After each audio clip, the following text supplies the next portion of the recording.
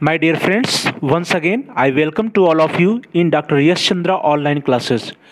Dear students, today we will see the some micro lesson plans for writing instructional objectives. दोस्तों आज हम लोग अनुदेशात्मक उद्देश्य लेखन कौशल हेतु कुछ सूक्ष्म पाठ योजना के बारे में अध्ययन करेंगे। कुछ सूक्ष्म पाठ योजना लेसन प्लान्स देखेंगे, माइक्रो लेसन प्लान्स, जो कि अनुदेशात्मक उद्देश्य लेखन कौशल हेतु बना है कि हम लोगों को इंस्ट्रक्शनल ऑब्जेक्टिव्स या स्पेसिफिक ऑब्जेक्टिव्स कैसे लिखने चाहिए, उसके बारे में एक दो माइक्रो प्लान जो है, 3 माइक्रो प्लान के बारे में आज हम लोग चर्चा करेंगे। दोस्तों इससे पहले आप लोगों में से जिन दोस्तों ने अभी तक हमारे चैनल को सब्सक्राइब नहीं किया है, प्लीज़ आप लोग चैनल को सब्सक्राइब कर लीजिए, जिससे कि हमारे सभी वीडियो आपको समय से प्राप्त हो सके। तो दोस्तों चलिए स्टार्ट करते हैं।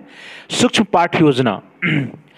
सूक्ष्म पाठ योजना फर्स्ट, पहला जो है पाठ योजना है अनुदेशात्मक उद्देश्य लेखन कौशल हेतु, जिसका विषय है साइंस विज्ञान और कक्षा 8 के लिए लेसन प्लान बनाया गया है और जिसका टॉपिक है संतुलित भोजन। दोस्तों सबसे पहले हम लोग देखते हैं कि कॉग्निटिव ऑब्जेक्टिव या ज्ञानात्मक उद्देश्य के लिए कौन कौन से विशिष्ट उद्देश्य हो सकते हैं। फर्स्ट, पहला, शिक्षणोपरांत छात्र संतुलित भोजन की परिभाषा का प्रत्यास्मरण कर सकेंगे। देखिए दोस्तों यहाँ पे प्रत्यास्मरण करना या रिकॉल एक्शन वर्ब का प्रयोग हुआ है, तो यह ज्ञानात्मक उद्देश्य का ऑब्जेक्टिव है। सेकेंड, शिक्षणोपरांत छात्र संतुलित भोजन के महत्व का प्रत्यास्मरण कर सकेंगे।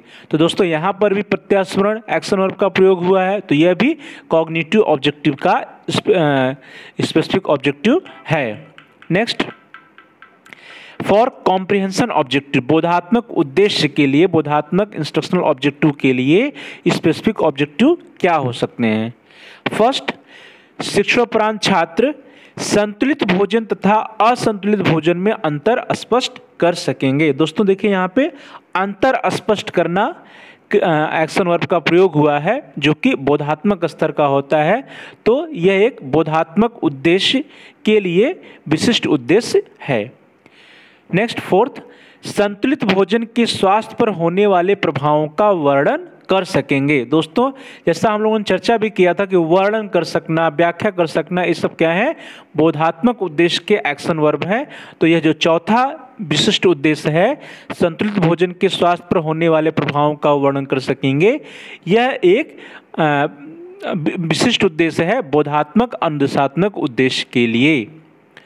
नेक्स्ट, फॉर इंटरेस्ट ऑब्जेक्टिव, रुचि उद्देश्य के लिए, शिक्षणोपरांत छात्र संतुलित भोजन और इसके तत्वों के संग्रह, उत्पादन और प्रबंधन में रुचि लेंगे। दोस्तों यहाँ पे देखिए रुचि लेना जो है एक एक्शन वर्ब है और उसका प्रयोग हुआ है, अर्थात संतुलित भोजन और इसके तत्वों के संग्रह, उत्पादन और प्रबंधन में रुचि लेने लगेंगे छात्र। तो यह क्या है, यह एक रुचि उद्देश्य के लिए विशिष्ट उद्देश्य है। नेक्स्ट, छात्र संतुलित भोजन से संबंधित साहित्य के अध्ययन में रुचि लेंगे।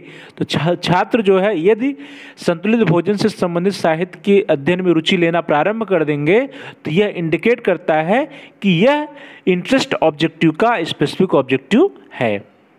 नेक्स्ट दोस्तों, एटीट्यूड ऑब्जेक्टिव या अभिवृत्ति उद्देश्य, शिक्षणोपरांत छात्र संतुलित भोजन के प्रति सकारात्मक अभिवृत्ति या व्यवहारिक दृष्टिकोण विकसित कर सकेंगे। अर्थात शिक्षण के उपरांत छात्रों के अंदर संतुलित भोजन के प्रति सकारात्मक अभिवृत्ति या पॉजिटिव एटीट्यूड का विकास होगा, जो इंडिकेट करता है कि यह एटीट्यूड ऑब्जेक्टिव के लिए स्पेसिफिक ऑब्जेक्टिव है। नेक्स्ट, फॉर स्किल ऑब्जेक्टिव, कौशल उद्देश्य के लिए, शिक्षणोपरांत छात्र संतुलित भोजन तालिका बना सकेंगे। छात्र जो है एक टेबल बना सकेंगे, तालिका बना सकेंगे रिलेटेड विथ बैलेंस डाइट, संतुलित भोजन से संबंधित एक तालिका बना सकेंगे, और तालिका बनाना क्या है, एक प्रकार का कौशल है।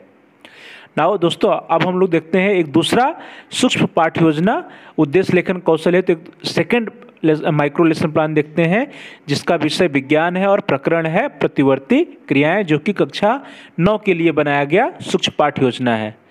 सबसे पहले फॉर कॉग्निटिव ऑब्जेक्टिव, ज्ञानात्मक इंस्ट्रक्शनल ऑब्जेक्टिव, ज्ञानात्मक अनुदेशात्मक उद्देश्य के लिए विशिष्ट उद्देश्य क्या क्या होंगे।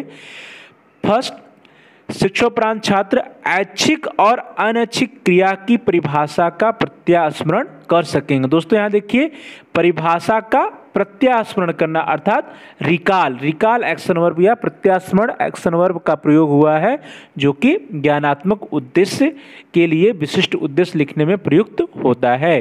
दूसरा, प्रतिवर्ती क्रिया की परिभाषा का प्रत्यास्मरण कर सकेंगे।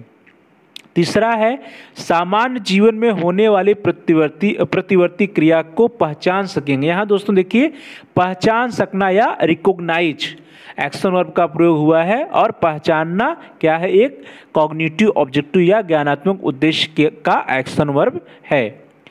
नेक्स्ट, फॉर कॉम्प्रिहेंशन ऑब्जेक्टिव या बोधात्मक उद्देश्य के लिए शिक्षणोपरांत छात्र प्रतिवर्ती क्रिया विधि का वर्णन कर सकेंगे। यहाँ देखिए दोस्तों, क्रिया विधि का वर्णन करना है, जो कि क्या है, एक बोधात्मक उद्देश्य है। नेक्स्ट, शिक्षणोपरांत छात्र ऐच्छिक और अनैच्छिक क्रियाओं में अंतर स्पष्ट कर सकेंगे। दोस्तों यहाँ देखिए, अंतर स्पष्ट करना क्रिया सूचक शब्द का प्रयोग हुआ है, कार्यपरक क्रिया का प्रयोग हुआ है, अंतर स्पष्ट करना, जो कि इंडिकेट करता है कि यह एक बोधात्मक उद्देश्य का विशिष्ट उद्देश्य है। नेक्स्ट, फॉर एप्लीकेशन ऑब्जेक्टिव अनुप्रयोग उद्देश्य के लिए शिक्षणोपरांत छात्र आकस्मिक दुर्घटना के समय प्रतिवर्ती क्रियाओं द्वारा होने वाले रक्षात्मक उपाय कर सकेंगे। मीन्स वे जो है कुछ उपाय कर सकेंगे जो कि छात्रों को प्रतिवर्ती क्रिया के द्वारा उनकी रक्षा कर सकें। तो यह क्या हुआ, एक अनुप्रयोगात्मक उद्देश्य हुआ, एप्लीकेशन ऑब्जेक्टिव हुआ। नेक्स्ट, फॉर स्किल ऑब्जेक्टिव या कौशल उद्देश्य के लिए शिक्षणोपरांत छात्र मेरुरज्जु एवं प्रतिवर्ती चाप का रेखाचित्र खींच सकेंगे। दोस्तों देखिए, यहाँ पे एक रेखाचित्र खींचने का एक्शन वर्ब का प्रयोग हुआ है, और रेखाचित्र खींचना क्या है, एक प्रकार का कौशल है। अब दोस्तों हम लोग देखते हैं थर्ड माइक्रो लेसन प्लान, सूक्ष्म पाठ्य योजना तीसरा, अनुदेशात्मक उद्देश्य लेखन कौशल के लिए इंस्ट्रक्शनल ऑब्जेक्टिव लिखने के लिए हम लोग एक तीसरा माइक्रो लेसन प्लान देखते हैं, जो जिसका विषय विज्ञान है, प्रकरण प्रकाश, और कक्षा 8 के लिए यह सूक्ष्म पाठ्य योजना बनाई गई है, जिसका फर्स्ट ज्ञानात्मक उद्देश्य कॉग्निटिव ऑब्जेक्टिव के लिए पहला है, शिक्षणोपरांत छात्र प्रकाश की परिभाषा का प्रत्यास्मरण कर सकेंगे। तो दोस्तों यहाँ पे प्रत्यास्मरण करना है, तो ज्ञानात्मक उद्देश्य है। सेकंड, दीप्त तथा अदीप्त वस्तुओं को पहचान सकेंगे। यहाँ पे दोस्तों पहचानना या रिकॉग्नाइज एक्शन वर्ब का प्रयोग हुआ है। नेक्स्ट, फॉर कॉम्प्रिहेंशन ऑब्जेक्टिव या बोधात्मक उद्देश्य के लिए शिक्षणोपरांत छात्र दीप्त तथा अदीप्त वस्तुओं में अंतर स्पष्ट कर सकेंगे। दोस्तों देखिए यहाँ ध्यान से, यहाँ पर अंतर स्पष्ट करना एक्शन वर्ब का प्रयोग हुआ है, जो कि इंडिकेट करता है कि यह बोधात्मक उद्देश्य के लिए विशिष्ट उद्देश्य है। नेक्स्ट, शिक्षणोपरांत छात्र किरण पुंज के प्रकारों का वर्णन कर सकेंगे, कि किरण पुंज के कौन कौन से प्रकार होंगे उनका वर्णन छात्र कर सकेंगे। और जब प्रकारों का वर्णन करने की बात यहाँ पे आ रही है, तो यह इंडिकेट करता है कि यह कॉम्प्रिहेंशन ऑब्जेक्टिव या बोधात्मक उद्देश्य के लिए विशिष्ट उद्देश्य है। Next, for application instructional objective या अनुप्रयोग अनुदेशात्मक उद्देश्य के लिए विशिष्ट उद्देश्य छात्र दैनिक जीवन में प्रकाश संबंधी ज्ञान का आवश्यकता अनुसार उपयोग कर सकेंगे। दोस्तों यहाँ देखिए, यूज करना या उपयोग करना एक्शन वर्ब का प्रयोग हुआ है, जो कि इंडिकेट करता है कि यह अनुप्रयोग उद्देश्य के लिए विशिष्ट उद्देश्य है। नेक्स्ट, फॉर स्किल ऑब्जेक्टिव या कौशल उद्देश्य के लिए शिक्षणोपरांत छात्र विभिन्न प्रकाश स्रोतों द्वारा किरण पुंज प्राप्त कर सकेंगे। यहाँ पे दोस्तों देखिए, छात्र जो है विभिन्न प्रकाश स्रोतों का प्रयोग करके किरण पुंज या रेज, जो लाइट की रेज है, उसको प्राप्त करने की बात कर रहे हैं। अर्थात छात्रों के अंदर एक प्रकार की योग्यता का विकास हो जाएगा, एक प्रकार के कौशल का विकास हो जाएगा कि वे विभिन्न प्रकाश स्रोतों का प्रयोग करके विभिन्न प्रकार के किरण पुंज प्राप्त कर सकें। तो यह दोस्तों क्या हो गया, कौशल उद्देश्य या स्किल ऑब्जेक्टिव के लिए विशिष्ट उद्देश्य हो गया। नेक्स्ट, फॉर डिमॉन्स्ट्रेशन ऑब्जेक्टिव या प्रदर्शन उद्देश्य, यह भी दोस्तों एक प्रकार का कौशल ही है।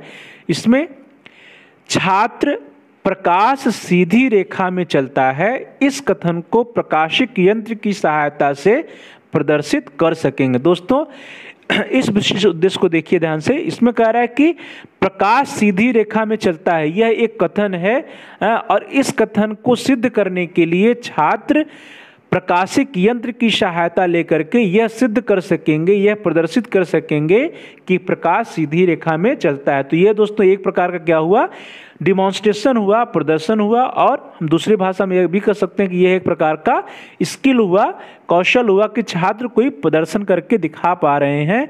तो दोस्तों यह हो गया प्रदर्शन उद्देश्य या कौशल उद्देश्य के लिए विशिष्ट उद्देश्य। तो दोस्तों आज हम लोगों ने 3 सूक्ष्म पाठ योजना माइक्रो लेसन प्लान्स देखे अनुदेशात्मक उद्देश्य को लिखने के लिए। तो दोस्तों अब मुझे लगता है कि आप लोगों को स्पष्ट हो गया होगा कि इंस्ट्रक्शनल ऑब्जेक्टिव्स या अनुदेशात्मक उद्देश्य या विशिष्ट उद्देश्य स्पेसिफिक ऑब्जेक्टिव कैसे लिखना चाहिए, कॉग्निटिव लेवल के लिए, अंडरस्टैंडिंग कॉम्प्रिहेंशन के लिए, एप्लीकेशन के लिए, स्किल के लिए, इंटरेस्ट के लिए, एटीट्यूड के लिए।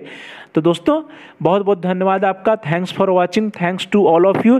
प्लीज़ दोस्तों like and subscribe my channel. दोस्तों आप हमारे चैनल को सब्सक्राइब अवश्य करिए और बेल आइकन को भी दबाइए, जिससे हमारे सभी एजुकेशनल वीडियोज आपको तुरंत प्राप्त हो सकें। दोस्तों सब्सक्राइब करना न भूलिए। बहुत बहुत धन्यवाद। Thanks to all of you.